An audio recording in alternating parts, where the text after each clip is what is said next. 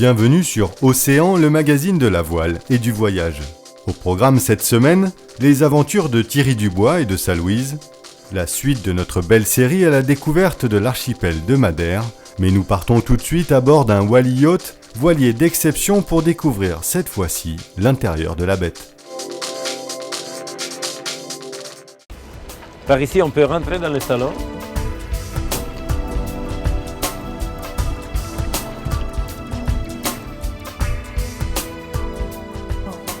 On est dans les carrés arrière et on regarde la terrasse sur la mer.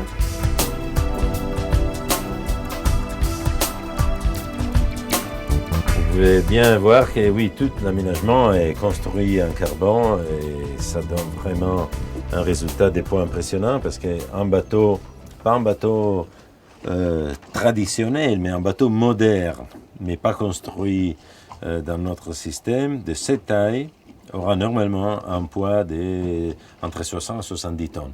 Ce bateau-là est 35, c'est-à-dire la moitié.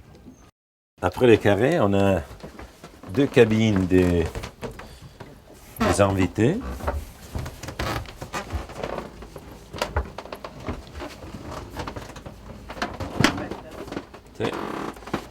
Et par ici, on va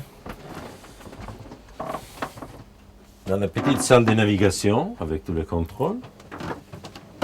Et on rentre dans l'appartement des propriétaires. Là, c'est le dressing room.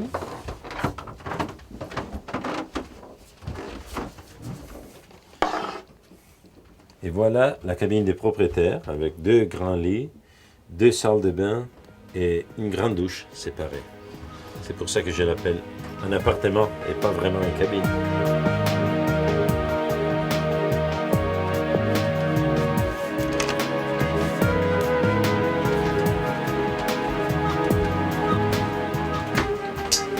Voilà, ça c'est la cuisine. On a aussi un petit carré pour l'équipage. Dans la cuisine même, on a une toilette pour l'équipage. Et à peu près tout le système normal. On peut dire que sur un bateau comme celui-ci, il y a presque 60-70 000 heures de travail. Ça veut dire 18 mois. Sans transition, un nouvel épisode de la construction de la Louise, les menuiseries intérieures à peine achevées, il faut s'attaquer à la fermeture du pont. On en est à menuiserie terminée dans les cabines passagers. Donc là, toute la menuiserie est faite, les primaires sont faits, la peinture est même déjà faite ici pour ce qui est peint au pistolet. Et une fois que donc on a fait peinture au pistolet, ponçage des primaires, on peut fermer le pont, c'est ce qui va venir après. Ce qui nous permet de mettre les cabines hors poussière pour pouvoir continuer la finition telle que vernie. Tout ce qui est bois apparent, c'est du pain maritime, tous les entourages de portes, les couchettes, ça va rester verni. Et par contre, tout ce qui est cloison contreplaquée, coffre, tout ça, c'est laqué. Donc, menuiserie en cours dans les toilettes. Donc voilà, on monte toit blanc, comme on a fait partout déjà. Il y a des parties qui sont amovibles. Par exemple, tous ces meubles-là peuvent être démontés pour avoir l'accès toujours à ce qui se passe derrière en cas de problème. Donc là, le pontage, ça consiste à venir poser sur les barreaux qui existaient déjà, puisque ceux-là, ils existent depuis le début de la structure. C'est ce qui tenait les couples entre eux, mais qui tient le pont aussi. On a fait les compléments éventuels de structure qu'il y avait, tels que renfort d'étambray ici, renfort de cadène, donc tout ce qui va recevoir la charge du gréement.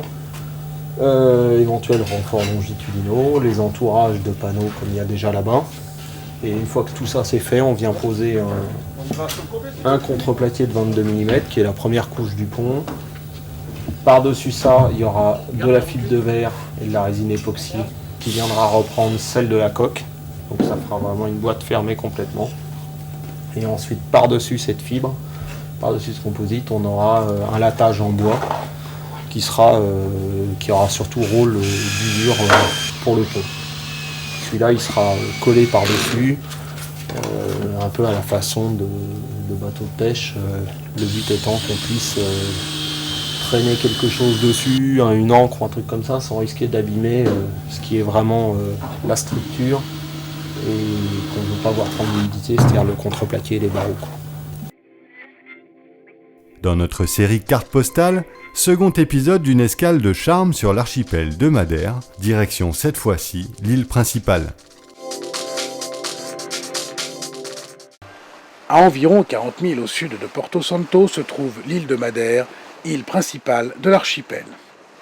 En venant de Porto Santo, on contourne l'île de Madère en laissant à tribord la très belle côte découpée, en passant, pour la beauté du paysage, entre l'île de Cevada et celle du Phare.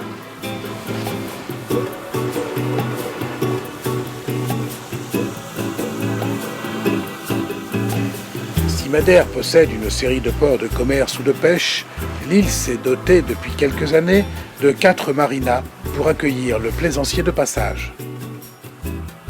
La première, en venant de Porto Santo, est la marina de Quinta do Lourdes à Canical, à environ 12 milles de Funchal. En longeant la côte, défile à droite l'aéroport de Madère, puis le port de commerce de Porto Novo, avant d'arriver au port de Funchal.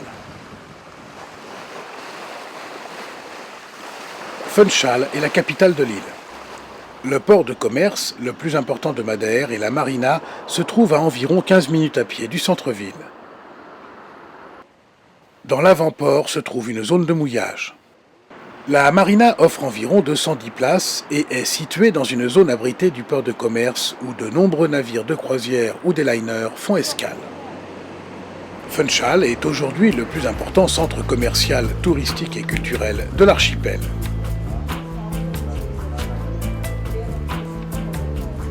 La ville s'étend sur 77 km² et compte environ 126 000 habitants. Centre administratif de la région autonome du Portugal comprenant les îles de l'archipel, Funchal doit son nom à une herbe sauvage à l'odeur douceâtre, le Phoeniculum vulgare, nom latin du fenouil, qui poussait en grande quantité au moment de la colonisation. Un téléphérique permet de prendre de la hauteur pour avoir une très belle vue panoramique de la baie et de la ville.